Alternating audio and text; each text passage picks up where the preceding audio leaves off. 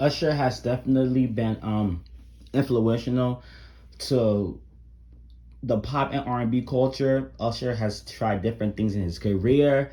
Usher has just did so much. So I think he's the king of R&B. I know people like to say Chris Brown. Chris Brown has their life of generation. I think growing up, Chris Brown was definitely a big part of my life when it came to music.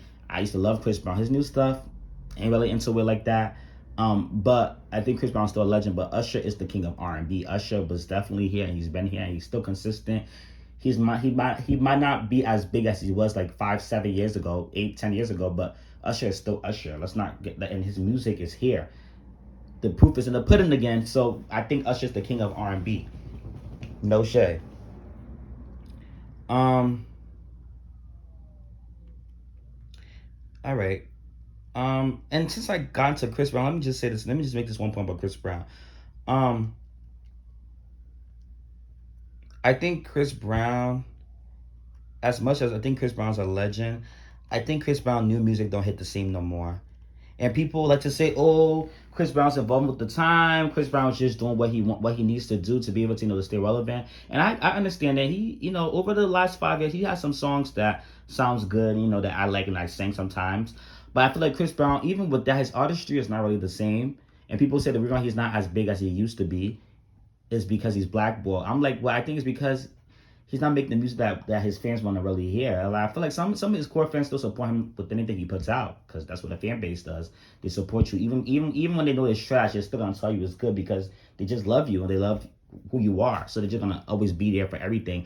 But I think Chris Brown don't hit the same no more. I feel like I like his older stuff better. I feel like the newer stuff is just gimmicky and it's to please people, to please certain demographic group, and it's like okay, but it's just like I don't know. I feel like he's been in the game for 16 years or 15 years. Like I feel like he should be like Chris Brown should be bigger than Drake. Drake only been in the game since like I think Drake first like big mainstream it was '09. So Drake's been in the game for about 12 years. Chris Brown been in the game for about 16 years, 16 17 years.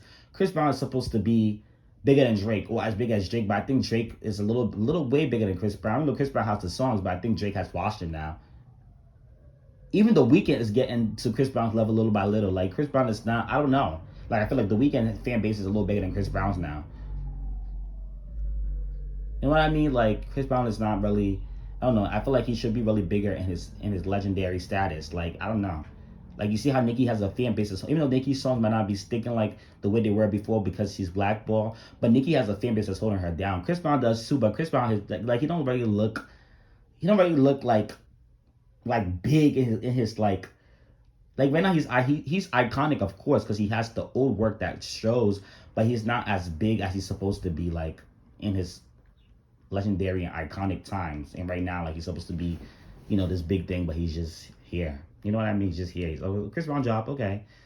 The core fans support it, okay. All right, let me speak on a couple of things. Then I'm gonna end this video. Starting up with Ariana Grande. I feel like Ariana Grande, I don't know. I feel like Positions wasn't her best album, and I feel like she really didn't try to promote that album as much. Like it already wasn't even a fan favorite. Not everybody was really into that album. So I feel like the promotion should have been hard. So at least people can probably get into the whole stuff of I think Positions people would just consider it a quarantine album that just came out. Ari to make her fans happy during the quarantine because everybody was kind of sad. Excuse me. So she gonna give us that, for quarantine purposes because Positions was just here. It just came in and went. There's some good songs for Positions, no shade. Let me go to the Positions album and tell you the songs because it's been about what? We're in July. It's been about 9 months since Positions came out. Well, 8 months and a half. Um, so yeah. So let me just tell you the songs that I think are the best songs on the album. Um, Hold on.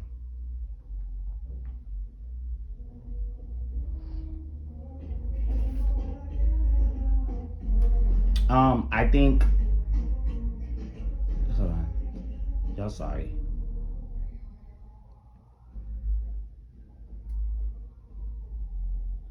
I think "Shut Up" was a great way to start the album. When "Shut Up" first came out, I was like, I don't know how I feel about that song, but "Shut Up" is a very good song. I think I like "Shut Up." I like 3435, and I like the remix. I like Motive, and I feel like I feel like she's gonna try to close out this album, and I feel like don't close it out yet. It haven't been a year. Don't close it out yet. Like Gaga now, just close Chromatica because at this point, Chromatica is 1 year and 2 months old. So don't close Chromatica. I mean, close Chromatica out. But with Ariana, it haven't reached a year yet, so let it play off. I feel like she's doing all these performances to probably just close on the era and just probably give us a last performance before the era closes, so it don't look like it just came and went. Even though it still came and went. I think Motive has a chance to become a single. Even though I'm a little bit under one with she and Doja Cat. I feel like a lot of this stuff is like too many collabs within 1 year. It's too much. It's like okay, I like it, but it's like they make great music together. No shade. I love Motive. I don't do drugs. Even though sometimes it takes time for me to get into their songs. Like Motive, it took time for me to get into Motive. It took time for me to get into I don't do drugs. It didn't take that much time for I don't do drugs, but it took about like a day or so. Um, just like Magic could be a single. That song is such a bop. It's very up tempo. That could have been a big pop hit if it had a video on this market, and if it was market well. Nasty could have been a single because that already had a little TikTok exposure.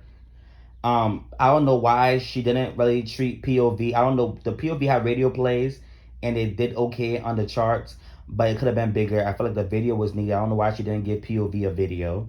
I don't know. So this era was just kind of just like a quarantine album. I don't really think, people were saying like this is her best album because she was trying different things. But with Sweetener, she tried different things. But Sweetener had a great promotion. Sweetener was a great album. This album, like, it has some good songs. Test Drive was okay. I thought that was gonna be big too because that was like the first single off of the promotion.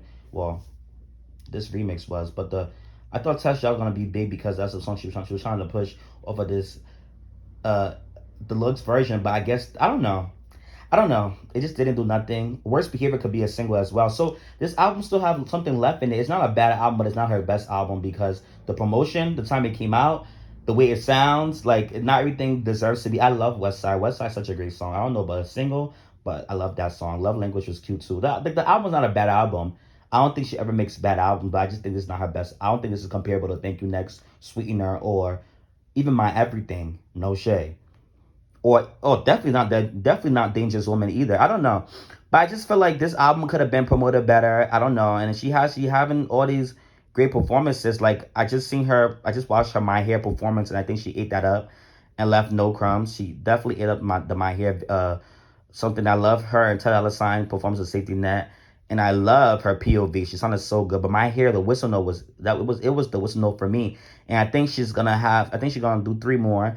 I think 3435 is gonna have a Vivo performance. I think my what's the other song she has? Just Like Magic is gonna have it. And another song too. And this song with The Weekend Off the Table is such a great song as well. 630 was cute. Like this album's a good album. I just feel like it just was here and there. It was just I don't know. So I don't know, Ariana. I feel like this next era, go back to your My Everything